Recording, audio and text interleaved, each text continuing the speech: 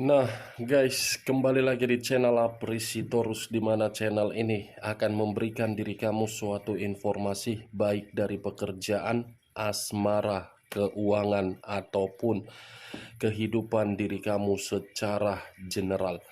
Sebelum saya memberikan suatu informasi dari beberapa aspek yang saya katakan tadi, saya juga mengingatkan kepada teman-teman, informasi yang saya berikan terhadap diri kamu bukan suatu acuan untuk kamu ambil dan untuk kamu terima.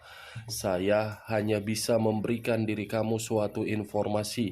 Berdasarkan kartu yang saya pegang ini, diri kamu hanya bisa berencana terhadap kehidupan kamu, akan tetapi di balik dari informasi dan perencanaan tersebut, lagi-lagi yang menentukan adalah Sang Pencipta. Sebelum saya mengambil satu persatu kartu yang saya pegang ini secara acak, saya juga mengingatkan kepada teman-teman apabila ketemu dengan channel saya agar menekan tombol subscribe-nya dan menyalakan loncengnya supaya next video saya lebih semangat untuk memberikan suatu informasi baik terhadap kondisi energi kamu, manusia yang selama ini kamu prioritaskan, serta pihak ketiganya. Oke Wak Geng, kali ini saya ingin mengarah terhadap pihak ketiga. Apa yang dipikirkan dan apa yang dirasakan serta apa yang ingin disampaikan oleh kartu yang saya pegang ini ketika diri saya mengarah terhadap pihak ketiga. Kita langsung saja.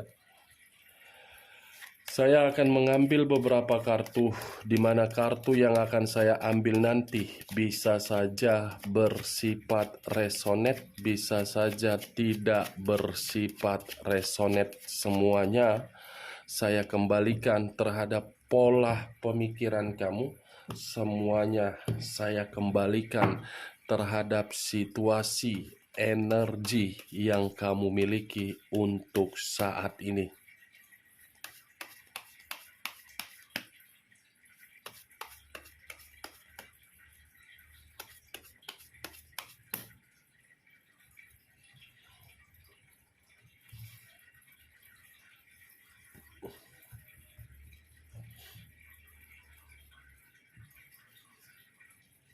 Muncul kartu ini. Sekali lagi saya mengatakan muncul kartu yang saya pegang ini. Di mana kemunculan kartu yang saya pegang ini seperti memberikan suatu gambaran baik secara pemikiran, perasaan, ataupun kondisi batin sedang sensitif. Sensitif, marah, emosi, dan ingin memberontak. Tetapi kalau saya berbicara dari sisi lainnya, kartu yang saya pegang ini seperti memberikan diri saya suatu gambaran yang dimana pihak ketiga ini ada satu konflik yang dia terima, di mana konflik ini bisa saya kaitkan terhadap manusia tersebut dan bisa saya kaitkan terhadap orang lain. Bagi saya, konflik ini cukup terlalu besar, yang dimana konflik itu sudah menguras pemikiran pihak ketiga. Tetapi kalau saya berbicara dari sisi lainnya, saya rasa masih ada satu kebohongan yang disembunyikan oleh pihak ketiga terhadap hubungan perselingkuhan tersebut. Muncul kartu ini. Price of Cups terdiri dari satu cawan. Kalau saya mencoba untuk mengambil satu cawan itu, cawan yang saya ambil ini seperti satu kebohongan yang berkaitan terhadap perasaan. Sepertinya masih ada hubungan di atas hubungan perselingkuhan. Wow, muncul kartu Seven of Swords. Seven of Swords 7 pedang. Kalau saya mencoba untuk mengambil satu pedang dari ketujuh pedang tersebut, satu pedang yang saya ambil ini seperti memberikan suatu gambaran yang dimana pihak ketiga ini merasa dicurangi atau pihak ketiga ini mencurangi manusia tersebut. Ada satu kecurangan ini yang membuat hubungan itu tidak lagi bersifat harmonis tetapi bersifat saling menyerang. Karena bagi saya satu kecurangan ini sudah memberikan suatu keuntungan terhadap salah satu pihak.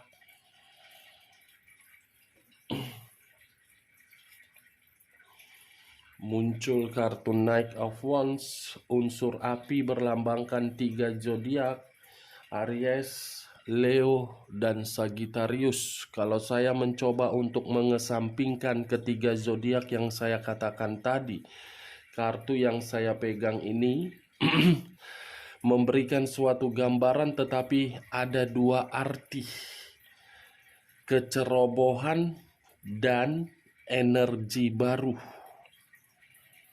Ada satu kecerobohan di mana kecerobohan ini membuat hubungan itu merasa sudah tidak lagi untuk dipertahankan.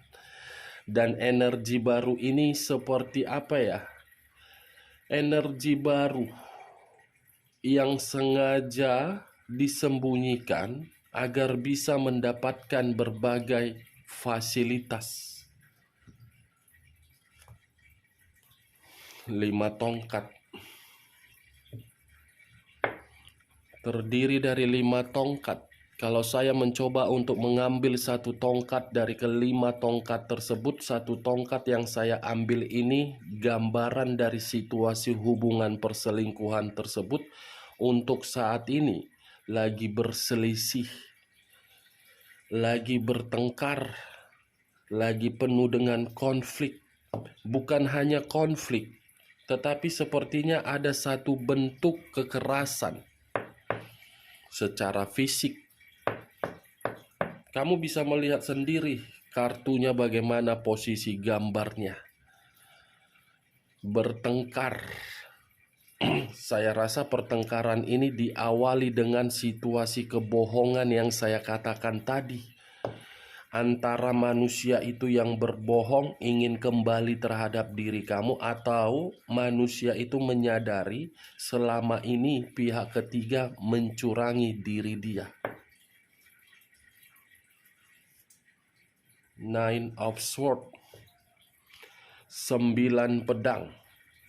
Kalau saya mencoba untuk mengambil satu pedang dari ke-9 pedang tersebut, satu pedang itu seakan-akan memberikan suatu gambaran ini pihak ketiga sedang berusaha untuk memanipulatif manusia tersebut, di mana ketika pihak ketiga memanipulatif, pihak ketiga sudah menyadari hubungan itu tidak sesuai lagi dengan keinginan pihak ketiga.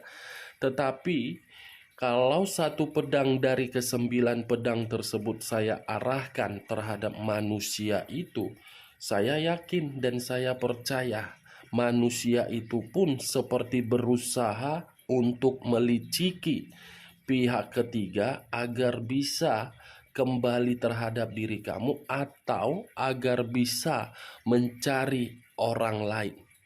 Karena bagi manusia itu situasinya sudah berbeda, yang dimana situasinya seperti lebih mendominasi terhadap manusia tersebut, lagi dalam kondisi yang stres.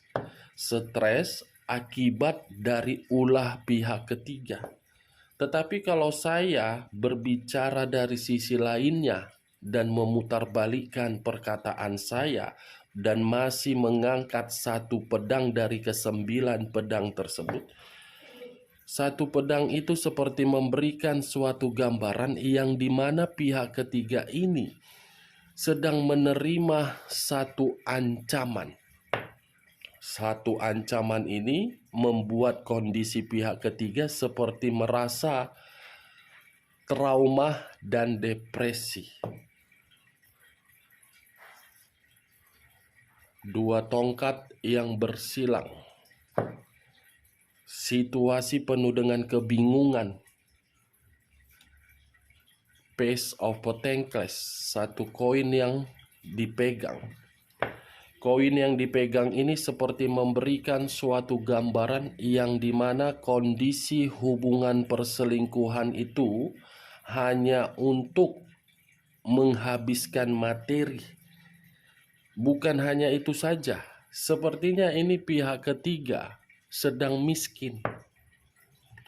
Ada kondisi kemiskinan yang membuat pihak ketiga ini berusaha untuk mencurangi manusia tersebut, atau bisa saja hubungan itu sudah tidak lagi memberikan rasa kenyamanan. Wow, sama-sama arogan.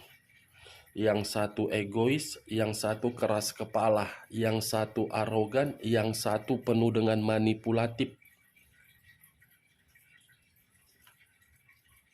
Nine of Coin, ternyata keluar kartu materi. Ternyata hubungan itu hanya bersifat materi. Setelah materi miskin, ya miskin juga hubungan tersebut. Dan bagi saya, Wak Geng, ini sepertinya ada satu keberuntungan yang didapat oleh salah satu pihak, tetapi keberuntungan ini seperti disembunyikan agar tidak diketahui. The Wheel of Fortune. The Wheel of Fortune, perputaran waktu yang seakan-akan akan memperlihatkan dari kondisi hubungan itu seperti takdir atau nasib, akan tetapi takdir atau nasib ini penuh dengan pengaruh negatif. Dan saya rasa keluarnya kartu The Wheel of Fortune ini berbicara terhadap kondisi pihak ketiga penuh dengan kegelisahan. Ada yang sedang digelisahkan ini. Ada penuh dengan kekhawatiran. The Empress. Kata The Empress seperti pemikiran yang lagi emosional, seperti dalam kondisi batin yang frustasi, seperti perasaan yang tidak diperdulikan, seperti kondisi yang tidak lagi mendapatkan kenyamanan. Itu yang saya lihat, tetapi kondisi ini tidak bisa saya pastikan keberadaannya di dalam pihak ketiga atau keberadaannya terhadap manusia itu. Karena bagi saya, kedua belah pihak sama-sama pintar untuk mempermainkan situasi drama. Knight of Cups, pantas. Dengan keluarnya tadi kartu Knight of Wands, Knight of Wands dengan Knight of Cups, ada energi baru keluar sendiri kartunya. Knight of Cups, asmara baru. Ada salah satu pihak ini yang menyembunyikan asmara baru. Ini dia, Wak Geng. Seseorang yang menaiki satu kuda tetapi memegang satu cawan. Cawan yang dipegang inilah yang saya kategorikan sebagai asmara baru. Wow. Ternyata kata The Emperor yang keluar. The Empress dengan The Emperor. Saya rasa asmara baru ini masih ada kaitannya terhadap diri kamu, yang dimana asmara baru ini saya kategorikan manusia itu masih ingin kembali terhadap diri kamu.